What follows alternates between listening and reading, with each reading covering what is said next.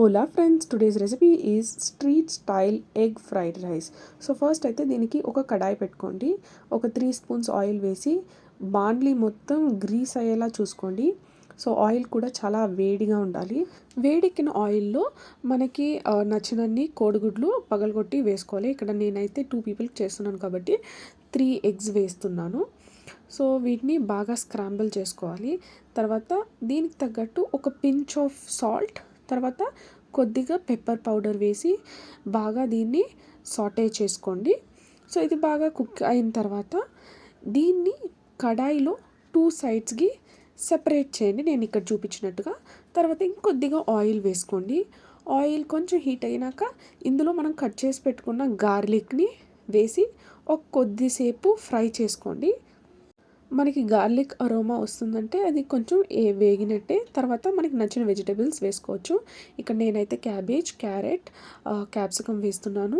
మీ దగ్గర white spring onion అలాంటిది ఏమైనా వేరే వెజిటేబుల్స్, కలర్ బెల్ పెప్పర్స్ అవన్నీ కూడా వేసుకోవచ్చు. అది కొంచెం ఒక 2 మినిట్స్ సాటే అయిన తర్వాత ఇక్కడ ఆనియన్ వేస్తున్నాను. ఇది కూడా సాటే చేసుకోవాలి. వెజిటేబుల్స్ అన్నిటినీ కూడా మనం హై ఫ్లేమ్లోనే కుక్ చేసుకోవాలి, ఎందుకంటే మనకి క్రంచీగా ఉంటుంది. సో ఇప్పుడు నేను కారం తగ్గట్టుగా గ్రీన్ చిల్లీ పేస్ట్ వేస్తున్నాను.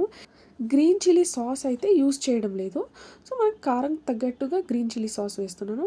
తర్వాత కొద్దిగా అజినోమోటో కూడా వేస్తున్నాను.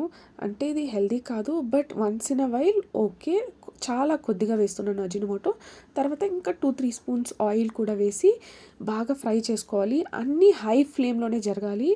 ఎగ్ క్రాక్ చేసేటప్పటి నుంచి మనం రైస్ వేసి బాగా కలిపేంత వరకు హై ఫ్లేమ్లోనే వేసుకోవాలి. సో అలాగా కొంచెం వెజిటబుల్స్ సాటే అయిన తర్వాత మన చిల్లీ పేస్ట్ వేస్తాం కదా, అది రానెస్ పోయిన తర్వాత మనం రైస్ వేసుకోవాలి. అందులో పెప్పర్, లైట్గా సోయా సాస్, తర్వాత సాల్ట్, రైస్కి తగ్గంత సాల్ట్ కూడా వేసి బాగా హై ఫ్లేమ్లోనే టాస్ చేసుకుంటూ ఉండాలి. మనకి ఒక స్మోకీనెస్ వస్తుంది, అంతవరకు మనం హై ఫ్లేమ్లోనే టాస్ చేస్తూ ఉండాలి. సో నేను ఫైనల్గా కూడా కొంచెం రా ఆనియన్స్ వేస్తున్నాను, స్ట్రీట్ స్టైల్లో లాగా. సో ఇలాగా మనం హై ఫ్లేమ్లోనే బాగా ఫ్రై చేసుకుంటూ ఉండాలి. అప్పుడు మనకి రైస్ కూడా చాలా క్రిస్పీగా తయారవుతుంది. లాస్ట్లో కొద్దిగా కొరియాండర్, తర్వాత గ్రీన్ స్ప్రింగ్ ఆనియన్స్ ఉంటే కూడా వేసుకోండి. అంతే. మీకు కనుక ఈ రెసిపీ నచ్చినట్టయితే డూ లైక్, షేర్.